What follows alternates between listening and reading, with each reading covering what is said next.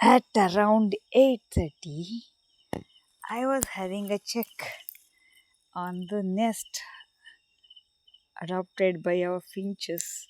This is what they have built inside the cup nest. And here is the best thing that I uh, ever had experienced. It's the smallest egg that of a bird that I have ever seen before. I did notice something special happening today at around 6 or 6:45 in the evening, and this is what we have. We are having a white small egg. I am going to place it back,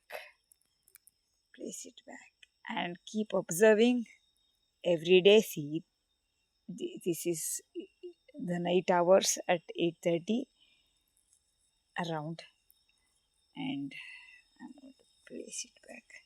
Oh, it is tough. Fine.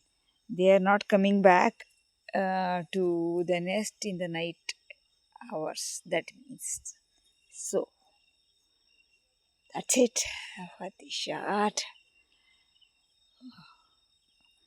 Wonderful experience that of the egg. Finally, I'm so happy about it.